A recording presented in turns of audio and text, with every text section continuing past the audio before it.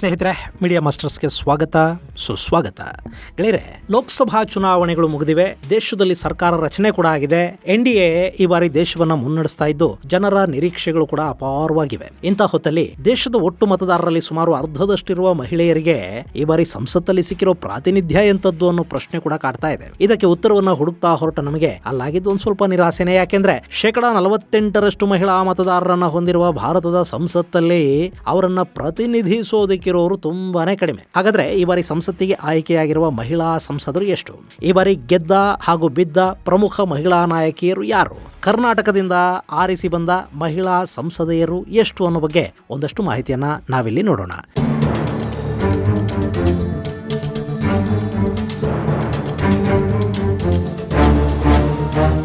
ಗೆಳೆಯರೆ, ನಮ್ಮ ಸಮಾಜದಲ್ಲಿ ಲಿಂಗ ಸಮಾನತೆ ಅನ್ನೋದು ಸರ್ವಕಾಲಿಕ ಚರ್ಚೆಯ ವಿಷಯ. ಮಹಿಳಾ ಸಮಾನತೆಯ ಬಗ್ಗೆ ತುಂಬಾ ಜನ ಮಾತಾಡ್ತಾರೆ. ಆದ್ರೆ ಚುನಾವಣೆಗಳು ಅಂತ ಬಂದಾಗ ಮಾತ್ರ ಮಹಿಳೆ ವೀಕ್ ಆಗ್ಬಿಡ್ತಾಳೆ.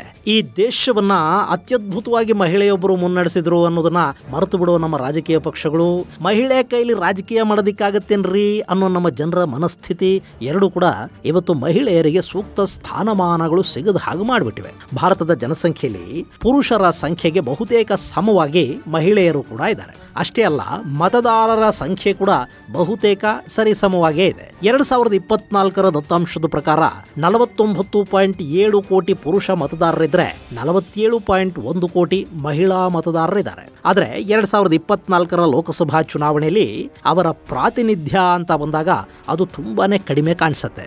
ಈ ಬಾರಿ ಒಟ್ಟು 8,337 ಅಭ್ಯರ್ಥಿಗಳು ಲೋಕಸಭಾ ಚುನಾವಣೆಯಲ್ಲಿ ಸ್ಪರ್ಧಿಸಿದ್ರಲ್ವಾ, ಅವ್ರ ಪೈಕಿ ಮಹಿಳಾ ಅಭ್ಯರ್ಥಿಗಳ ಸಂಖ್ಯೆ ಕೇವಲ 9.6%, ಅಂದ್ರೆ 797 ಮಾತ್ರ. 2019ಕ್ಕೆ ಹೋಲಿಕೆ ಮಾಡಿದ್ರೆ ಇದು ಸ್ವಲ್ಪ ಹೆಚ್ಚಾಗಿದೆ ಅಂತ ನಮಗೆ ಅನ್ಸಿದ್ರೂ ಕೂಡ ಈ ಪ್ರಾತಿನಿಧ್ಯ ಅನ್ನೋದು ಭಾರತದಂತಹ ದೇಶದಲ್ಲಿ ಅರ್ಧದಷ್ಟಿರುವ ಮಹಿಳಾ ಜನಸಂಖ್ಯೆಗೆ ಹೋಲಿಕೆ ಮಾಡಿದ್ರೆ ತುಂಬಾನೇ ಕಡಿಮೆ ಅನ್ಸುತ್ತೆ. ಇದಕ್ಕೆ ಸಾಕಷ್ಟು ಕಾರಣಗಳು ಕೂಡ ಇವೆ. ಗೆಳೆಯರೆ, ಕಳೆದ ಲೋಕಸಭೆಯ ಅವಧಿಯಲ್ಲಿ ಎಲ್ಲ ಕ್ಷೇತ್ರಗಳಲ್ಲಿ ಮಹಿಳೆಯರ ಭಾಗವಹಿಸುವಿಕೆ ಮತ್ತು ಪ್ರಾತಿನಿಧ್ಯ ಹೆಚ್ಚಾಗಬೇಕು ಅನ್ನೋ ಉದ್ದೇಶವನ್ನ ಇಟ್ಟುಕೊಂಡು ಮಹಿಳಾ ಮೀಸಲಾತಿ ಮಸೂದೆಯನ್ನ ಪಾಸ್ ಮಾಡಲಾಯಿತು. ಬಹುಶಃ ಮುಂದಿನ ಚುನಾವಣೆಗಳಲ್ಲಿ ಕೂಡ ಈ ಮಹಿಳಾ ಮೀಸಲಾತಿಯ ಅನ್ವಯ ಮಹಿಳೆಯರಿಗೆ ಪ್ರಾತಿನಿಧ್ಯ ಸಿಗುತ್ತೆ ಅನ್ನೋ ಗ್ಯಾರಂಟಿ ಏನಿಲ್ಲ. ಯಾಕೆಂದ್ರೆ ಅದು ಜಾರಿ ಆಗಬೇಕಾದ್ರೆ ಜನಗಣತಿ ನಡೀಬೇಕು, ಆನಂತರ ಕ್ಷೇತ್ರ ಪುನರ್ವಿಂಗಡಣೆ ಆಗಬೇಕು, ಅದಾದ ಮೇಲೆ ಮಹಿಳೆಯರಿಗಾಗಿನೇ ಒಂದಷ್ಟು ಮೀಸಲು ಕ್ಷೇತ್ರಗಳ ಸೃಷ್ಟಿ ಆಗಬಹುದು. ಹಾಗೆ ಕ್ಷೇತ್ರ ಮೀಸಲಾದ ನಂತರ ಅನಿವಾರ್ಯವಾಗಿ ಮಹಿಳೆಯರಿಗೆ ಪ್ರಾತಿನಿಧ್ಯವನ್ನ ಕೊಡಲೇಬೇಕಾಗತ್ತೆ.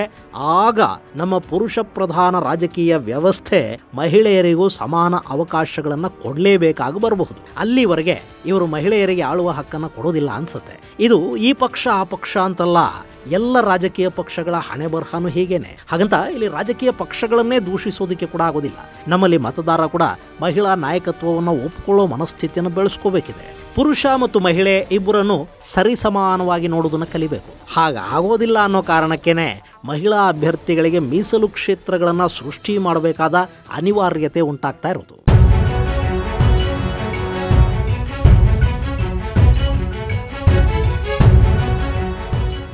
ಇನ್ನು ಈ ಬಾರಿ 7 ಹಂತಗಳಲ್ಲಿ ನಡೆದ ಚುನಾವಣೆಯಲ್ಲಿ ಪ್ರತಿ ಹಂತದಲ್ಲೂ ಲಿಂಗ ಅಸಮಾನತೆಯ ದರ್ಶನ ಆಗಿದೆ. ಹಂತವಾರು ಮಹಿಳಾ ಭಾಗವಹಿಸುವಿಕೆಯನ್ನು ನಾವು ನೋಡಿದರೆ, ಮೊದಲ ಹಂತದಲ್ಲಿ ಸ್ಪರ್ಧಿಸಿದ್ದ 1,619 ಅಭ್ಯರ್ಥಿಗಳ ಪೈಕಿ ಕೇವಲ 135 ಮಹಿಳಾ ಅಭ್ಯರ್ಥಿಗಳು ಮಾತ್ರ ಇದ್ರು. ಇನ್ನು ಎರಡನೇ ಹಂತದಲ್ಲಿ 1,192 ಅಭ್ಯರ್ಥಿಗಳಿದ್ರು. ಅದರಲ್ಲಿ ಮಹಿಳಾ ಅಭ್ಯರ್ಥಿಗಳು ಅಂತ ಇದ್ದದ್ದು 100 ಮಂದಿ. ಮೂರನೇ ಹಂತದಲ್ಲಿ ಒಟ್ಟು ಅಭ್ಯರ್ಥಿಗಳ ಸಂಖ್ಯೆ 1,352, ಆ ಪೈಕಿ ಮಹಿಳಾ ಅಭ್ಯರ್ಥಿಯರು 123.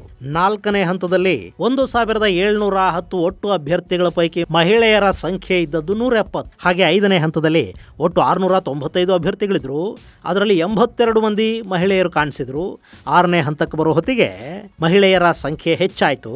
866 ಅಭ್ಯರ್ಥಿಗಳ ಪೈಕಿ 92 ಜನ ಮಹಿಳೆಯರು ಕಾಣಿಸ್ಕೊಂಡ್ರು. ಕೊನೆಯ ಹಂತದಲ್ಲಿ 904 ಅಭ್ಯರ್ಥಿಗಳಿದ್ರು. ಅದರಲ್ಲಿ 95 ಮಹಿಳಾ ಅಭ್ಯರ್ಥಿಗಳಿದ್ರು. ಹೀಗೆ ಪ್ರತಿ ಹಂತದಲ್ಲೂ ಮಹಿಳಾ ಅಭ್ಯರ್ಥಿಗಳ ಸಂಖ್ಯೆ ಅಲ್ಪ ಪ್ರಮಾಣದಲ್ಲೇ ಕಾಣಿಸ್ಕೊಳ್ತಾ ಬಂತು. ಆದ್ರೆ ಇಲ್ಲಿ ಸಮಾಧಾನದ ವಿಷಯ ಅಂದ್ರೆ ಚುನಾವಣೆಯಿಂದ ಚುನಾವಣೆಗೆ ಮಹಿಳಾ ಭಾಗವಹಿಸುವಿಕೆ ಹೆಚ್ಚಾಗ್ತಾ ಇದೆ ಅನ್ನೋದು. 1957ರ ಚುನಾವಣೆಯಲ್ಲಿ ಕೇವಲ 3% ಮಹಿಳಾ ಭಾಗವಹಿಸುವಿಕೆ 2009ರ ಹೊತ್ತಿಗೆ 7%ಗೆ ಏರಿಕೆ ಆಯಿತು. 2014ರಲ್ಲಿ ಅದು 8% ಆಯಿತು. 2019ರಲ್ಲಿ 9% ಆಗಿತ್ತು. ಈಗ 2024ರಲ್ಲಿ 9.6% ಆಗಿದೆ. ಈ ಮೂಲಕ ಪ್ರತಿ ಚುನಾವಣೆಯಲ್ಲಿ ಇದು ನಿರಂತರ ಏರಿಕೆಯನ್ನು ದಾಖಲಿಸ್ತಾ ಇದೆ ಅನ್ನೋದು ಒಂದು ಸಣ್ಣ ಸಮಾಧಾನದ ವಿಷಯ.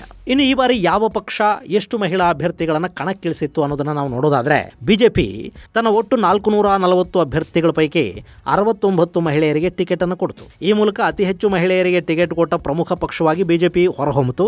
ಎರಡನೇ ಸ್ಥಾನದಲ್ಲಿ ಕಾಂಗ್ರೆಸ್ ಕಾಣಿಸ್ಕೊಳ್ತಾ ಇದೆ. ಅವರು ಈ ಬಾರಿ ಒಟ್ಟು 327 ಅಭ್ಯರ್ಥಿಗಳನ್ನ ಕಣಕ್ಕಿಳಿಸಿದ್ರು. ಆ ಪೈಕಿ 13% ಅಂದ್ರೆ 41 ಮಹಿಳೆಯರಿಗೆ ಟಿಕೆಟ್ ಅನ್ನು ಕೊಟ್ಟರು. ಇನ್ನು ಮಹಿಳೆಯರಿಗೆ ಹೆಚ್ಚಿನ ಪ್ರಾಮುಖ್ಯತೆ ನೀಡುವಲ್ಲಿ ಸಣ್ಣ ಪಕ್ಷಗಳು ಗಮನ ಸೆಳೆದವು. ತಮಿಳುನಾಡಿನ ನಾಮ್ ತಮಿಳಾರ್ ಕಚ್ಚಿ ಪಕ್ಷ 50% ಮಹಿಳಾ ಅಭ್ಯರ್ಥಿಗಳಿಗೆ ಟಿಕೆಟ್ ಅನ್ನು ಕೊಟ್ಟರೆ, ಲೋಕ ಜನಶಕ್ತಿ, ರಾಮ್ ವಿಲಾಸ್ ಹಾಗೂ ರಾಷ್ಟ್ರೀಯ ಕಾಂಗ್ರೆಸ್ ಪಕ್ಷಗಳು ತಲಾ 40% ಅಭ್ಯರ್ಥಿಗಳನ್ನು ಕಣಕ್ಕಿಳಿಸಿದವು. ಹಾಗೆಯೇ ಜಾರ್ಖಂಡ್ ಮುಕ್ತಿ ಮೋರ್ಚಾ ಹಾಗೂ ಬಿಜು ಜನತಾದಳ 33% ಮಹಿಳಾ ಅಭ್ಯರ್ಥಿಗಳಿಗೆ ಆದ್ಯತೆಯನ್ನು ಕೊಟ್ಟರೆ, ರಾಷ್ಟ್ರೀಯ ಜನತಾದಳ 29%, ಟಿಎಂಸಿ 25% ಹಾಗೂ ಸಮಾಜವಾದಿ ಪಕ್ಷ 20% ಮಹಿಳೆಯರಿಗೆ ಟಿಕೆಟ್ ಅನ್ನು ಕೊಟ್ಟಿತು.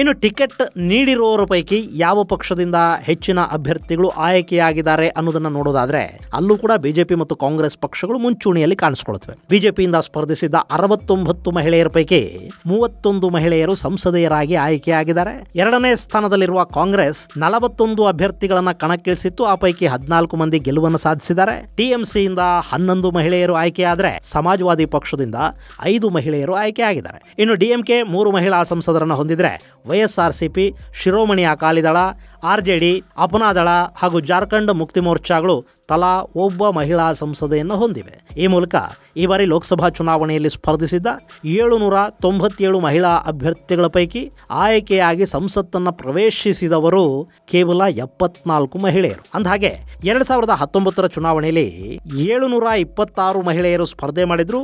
ಆಯ್ಕೆಯಾದವರ ಸಂಖ್ಯೆ 78 ಆಗಿತ್ತು. ಆದರೆ ಈ ಬಾರಿ ಸ್ಪರ್ಧಾಳುಗಳ ಸಂಖ್ಯೆ ಸ್ವಲ್ಪ ಹೆಚ್ಚಿದ್ರೂ ಕೂಡ ಆಯ್ಕೆಯಾದವರ ಸಂಖ್ಯೆ 74ಕ್ಕೆ ಕುಸಿದಿದೆ. ಇನ್ನು ಈ 74 ಸಂಸದೆಯರಿದಾರಲ್ಲ, ಇವರು ಯಾವ ರಾಜ್ಯದಿಂದ ಬಂದಿದ್ದಾರೆ, ಯಾವ ರಾಜ್ಯ ಮಹಿಳೆಯರನ್ನ ಆರಿಸುವಲ್ಲಿ ಮುಂಚೂಣಿಯಲ್ಲಿದೆ ಅನ್ನೋದನ್ನು ಕೂಡ ನಾವಿಲ್ಲಿ ಒಂದು ಸ್ವಲ್ಪ ನೋಡಬೇಕು. ಇಡೀ ಭಾರತದಲ್ಲಿ ಮಹಿಳಾ ಮುಖ್ಯಮಂತ್ರಿಯನ್ನ ಹೊಂದಿರುವ ಏಕೈಕ ರಾಜ್ಯ ಅಂದ್ರೆ ಅದು ಪಶ್ಚಿಮ ಬಂಗಾಳ.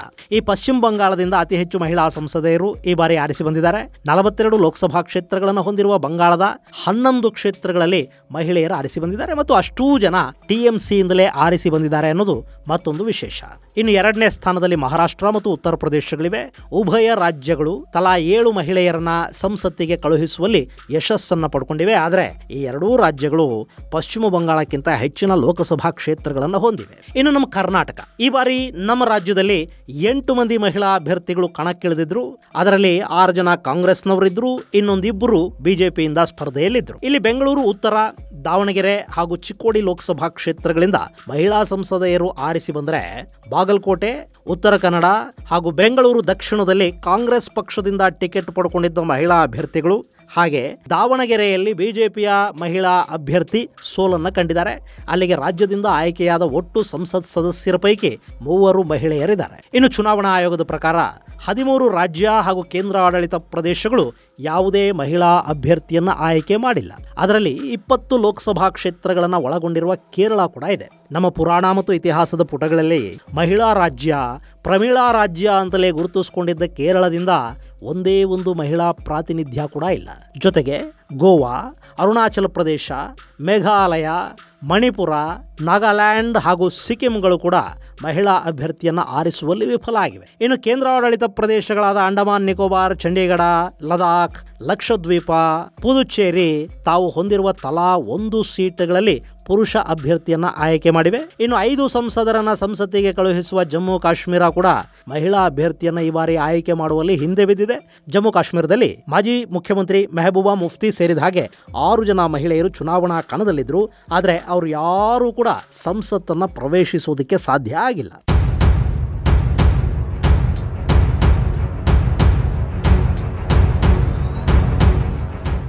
ಇನ್ನು ಈ ಬಾರಿ ಬಿಜೆಪಿಯ ಶೋಭಾ ಕರಂದ್ಲಾಜೆ, ಹೇಮಾ ಮಾಲಿನಿ, ಟಿಎಂಸಿಯ ಮಹುವಾ ಮೊಯ್ತ್ರಾ, ಎನ್ಸಿಪಿಯ ಸುಪ್ರಿಯಾ ಸುಳೆ, ಸಮಾಜವಾದಿ ಪಕ್ಷದ ಡಿಂಪಲ್ ಯಾದವ್, ಡಿಎಂಕೆಯ ಕನ್ನಿಮೋಳಿ ಈ ಬಾರಿಯೂ ಕೂಡ ತಮ್ಮ ಸ್ಥಾನವನ್ನು ಭದ್ರಪಡಿಸಿಕೊಂಡಿದ್ದಾರೆ. ಇದರ ಜೊತೆಗೆ ಬಿಜೆಪಿಯ ಕಂಗನಾ ರಣಾವತ್ ಗೆದ್ದಿದ್ದಾರೆ. ಹಾಗೆ ಪಾಟಲಿಪುತ್ರ ಕ್ಷೇತ್ರದಲ್ಲಿ ಬಿಜೆಪಿಯ ಅಭ್ಯರ್ಥಿ ರಾಮ್ ಕೃಪಾಲ್ ಯಾದವ್ ಅವರ ಎದುರು 6,13,000 ಮತಗಳನ್ನು ಪಡೆದು ಮೀಸಾ ಭಾರತಿ ಕೂಡ ಸಂಸತ್ತಿಗೆ ಆರಿಸಿ ಬಂದಿದ್ದಾರೆ. ಗೆಳೆಯರೆ, ಈ ಮೀಸಾ ಭಾರತಿ ಅವರ ಬಗ್ಗೆ ನಿಮಗೊಂದು ಇಂಟ್ರೆಸ್ಟಿಂಗ್ ವಿಷಯನ ಹೇಳಬೇಕು. ಈ ಮೀಸಾ ಭಾರತಿ ಲಾಲು ಪ್ರಸಾದ್ ಯಾದವ್ ಅವರ ಪುತ್ರಿ. 1971ರಲ್ಲಿ Indira Gandhi maintenance of internal security act ಅಂದ್ರೆ ಮೀಸಾ ಹೆಸರಿನ ಒಂದು ಕಾನೂನನ್ನು ಜಾರಿಗೆ ತರ್ತಾರೆ. ಇದು ಯಾರನ್ನ ಬೇಕಾದರೂ ಭಾರತದ ಆಂತರಿಕ ಭದ್ರತೆಯ ನೆಪದಲ್ಲಿ ಬಂಧನಕ್ಕೀಡು ಮಾಡುವ ಅಧಿಕಾರವನ್ನ ಎನ್ಫೋರ್ಸ್ಮೆಂಟ್ ಏಜೆನ್ಸಿಗಳಿಗೆ ಕೊಡೋ ಕಾನೂನು. ಗೆಳೆಯರೆ, ಕಳೆದ 5 ವರ್ಷಗಳ ಅವಧಿಯಲ್ಲಿ ಇಡಿ, ಸಿಬಿಐಗಳನ್ನು ನರೇಂದ್ರ ಮೋದಿ ಬಳಸ್ಕೊಳ್ತಾ ಇದ್ದಾರೆ, ಪ್ರತಿಪಕ್ಷಗಳನ್ನ ಹಣಿತಾ ಇದ್ದಾರೆ ಅಂತ ವಿರೋಧ ಪಕ್ಷಗಳು ಆರೋಪ ಮಾಡಿದ್ವಲ್ಲ. ಆ ಥರ ಸರ್ಕಾರಿ ಏಜೆನ್ಸಿಗಳನ್ನ ಬಳಸ್ಕೊಳ್ಳೋದನ್ನ ಮೊದಲು ಈ ದೇಶಕ್ಕೆ ಕಲಿಸಿದ್ದೇ ಶ್ರೀಮತಿ ಇಂದಿರಾ ಗಾಂಧಿ. ಈ ಮೀಸಾ ಕಾಯ್ದೆಯ ಅನ್ವಯ ಸಾಕಷ್ಟು ರಾಜಕೀಯ ವಿರೋಧಿಗಳನ್ನ ಬಂಧಿಸುವ ಕೆಲಸ ಕೂಡ ಆಯಿತು. ಆ ಸಂದರ್ಭದಲ್ಲಿ ಮೀಸಾ ಕಾಯ್ದೆಯನ್ನು ವಿರೋಧಿಸಿ ಲಾಲು ಯಾದವ್ ತಮ್ಮ ಮಗಳಿಗೆ ಮೀಸಾ ಭಾರತಿ ಅಂತಲೇ ಹೆಸರಿಡ್ತಾರೆ. ಇವತ್ತು ಆ ಮೀಸಾ ಭಾರತಿ ಬಿಹಾರದ ಸಂಸದೆ. ಇನ್ನು ಸಮಾಜವಾದಿ ಪಕ್ಷದಿಂದ 25 ವರ್ಷದ ಪ್ರಿಯಾ ಸರೋಜ್ ಹಾಗೂ 29 ವರ್ಷದ ಇಕ್ರಾ ಚೌಧರಿ ಅನ್ನೋ ಯುವ ಮಹಿಳಾ ಸಂಸದೆಯರಿದ್ದಾರೆ. ಪೂರ್ವ ತ್ರಿಪುರಾ ಕ್ಷೇತ್ರದಿಂದ ಆಯ್ಕೆಯಾಗಿರುವ ಕೃತಿ ದೇವಿ ಈ ಬಾರಿ ಆಯ್ಕೆಯಾದ 74 ಮಹಿಳಾ ಅಭ್ಯರ್ಥಿಗಳಲ್ಲೇ ಅತಿ ಹೆಚ್ಚು ವಿಕ್ಟರಿ ಮಾರ್ಜಿನ್ ಅನ್ನು ಹೊಂದಿದ್ದಾರೆ. ಆಕೆ 7.77 ಲಕ್ಷ ಮತಗಳನ್ನು ಪಡ್ಕೊಂಡಿದ್ದಾರೆ. ತಮ್ಮ ಪ್ರತಿಸ್ಪರ್ಧಿಗಿಂತ 5 ಲಕ್ಷ ಮತಗಳ ಅಂತರದಿಂದ ಆಕೆ ಜಯ ಗಳಿಸಿದ್ದಾರೆ. ಇನ್ನು ಕರ್ನಾಟಕದಿಂದ ಪ್ರಿಯಾಂಕಾ ಜಾರಕಿಹೊಳಿ, ದಾವಣಗೆರೆಯಿಂದ ಪ್ರಭಾ ಮಲ್ಲಿಕಾರ್ಜುನ್ ಆಯ್ಕೆಯಾಗಿದ್ದಾರೆ. ಹಾಗೆ ಈ ಬಾರಿ ಸೋತ ಪ್ರಮುಖರನ್ನು ನಾವು ಗಮನಿಸಿದರೆ ಕೇಂದ್ರ ಸಚಿವೆಯಾಗಿದ್ದ ಸ್ಮೃತಿ ಇರಾನಿ ಅಮೇಥಿಯಲ್ಲಿ ಸೋಲನ್ನು ಕಂಡಿದ್ದಾರೆ. ಬಿಜೆಪಿಯ ಮನೇಕಾ ಗಾಂಧಿ ಈ ಬಾರಿ ಸೋಲನ್ನು ಅನುಭವಿಸಿದ್ದಾರೆ. ಚೆನ್ನೈ ದಕ್ಷಿಣದಿಂದ ತಮಿಳಸೈ ಸೌಂದರರಾಜನ್ ಸೋಲನ್ನು ಅನುಭವಿಸಿದ್ದಾರೆ. ಹಾಗೇನೆ ಪಿಡಿಪಿಯ ಮುಖ್ಯಸ್ಥೆ ಮೆಹಬೂಬಾ ಮುಫ್ತಿ ಅವರನ್ನು ಕೂಡ ಕಾಶ್ಮೀರದ ಅನಂತನಾಗ್ ಕ್ಷೇತ್ರದಲ್ಲಿ ಸೋಲಿಸಲಾಗಿದೆ. ಗೆಳೆಯರೆ, ಭಾರತದ ಚುನಾವಣಾ ರಾಜಕಾರಣದಲ್ಲಿ ಮಹಿಳೆಯರ ಪಾಲ್ಗೊಳ್ಳುವಿಕೆ ಇನ್ನಷ್ಟು ಹೆಚ್ಚಾಗಬೇಕು ಅಂದರೆ ಸಾಮಾನ್ಯ ಮನೆಗಳಿಂದ ಬಂದ ಮಹಿಳೆಯರು ವಿಧಾನಸಭೆ, ಲೋಕಸಭೆಗಳಿಗೆ ಪ್ರವೇಶ ಪಡಿಬೇಕು ಅಂದರೆ ಅವರಿಗಾಗಿ ಒಂದಷ್ಟು ಮೀಸಲು ಕ್ಷೇತ್ರಗಳನ್ನ ಸೃಷ್ಟಿ ಮಾಡೋದು ಅನಿವಾರ್ಯವಾಗಿ ಕಾಣಿಸ್ತಾ ಇದೆ. ಇನ್ನು ಈಗ ಮಹಿಳಾ ಪ್ರಾತಿನಿಧ್ಯ ಅಂತ ನಮ್ಮ ಕಣ್ಣಿಗೇನು ಕಾಣ್ತಾ ಇದೆ, ಇವರಲ್ಲಿ ಬಹುತೇಕರು ರಾಜಕೀಯ ಹಿನ್ನೆಲೆಗಳಿಂದ ಬಂದವರು, ಮಂತ್ರಿಗಳು, ಮುಖ್ಯಮಂತ್ರಿಗಳ ಮನೆಗಳಿಂದ ಬಂದವರು ಮತ್ತು ಶ್ರೀಮಂತ ಹಿನ್ನೆಲೆಯ ಮಹಿಳೆಯರು. ಮೀಸಲಾತಿ ಅನ್ನೋದು ಬಾರದೇ ಇದ್ರೆ ಸಾಮಾನ್ಯ ಮಹಿಳೆಯರು ಈ ದೇಶದಲ್ಲಿ ಬರೀ ವೋಟ್ ಬ್ಯಾಂಕ್ನ ಭಾಗವಾಗಿ ಮಾತ್ರ ಇದ್ದು ಬಿಡಬೇಕಾಗಿ ಬರುತ್ತೆ. ಮಹಿಳಾ ಪ್ರಾತಿನಿಧ್ಯ ಅನ್ನೋದು ಹೆಚ್ಚಾಗದೇ ಇದ್ರೆ ಮಹಿಳೆಯರ ಹಕ್ಕುಗಳ ಬಗ್ಗೆ, ಅವ್ರಿಗೆ ಏನು ಬೇಕು ಅನ್ನೋದ್ರ ಬಗ್ಗೆ ಕಾನೂನುಗಳನ್ನು ರೂಪಿಸೋದಕ್ಕೆ, ಅವರ ಅಗತ್ಯಗಳಿಗೆ ಸ್ಪಂದಿಸೋದಕ್ಕೆ ಅಧಿಕಾರದ ಪಡಸಾಲೆಯಲ್ಲಿ ದನಿನೇ ಇಲ್ಲದ ಹಾಗಾಗಿಬಿಡುತ್ತೆ. ಇದು ಗೆಳೆಯರೆ, ಈ ಬಾರಿ ಚುನಾವಣೆಯಲ್ಲಿ ಮಹಿಳೆಯ ಭಾಗವಹಿಸುವಿಕೆ ಬಗ್ಗೆ ಒಂದಷ್ಟು ಮಾಹಿತಿ. ಮುಂದಿನ ಸಂಚಿಕೆಯಲ್ಲಿ ಮತ್ತಷ್ಟು ವಿಶೇಷಗಳ ಜೊತೆ ಮತ್ತೆ ಭೇಟಿಯಾಗೋಣ. ಅಲ್ಲಿವರೆಗೆ ಜೈ ಹಿಂದ್, ಜೈ ಕರ್ನಾಟಕ.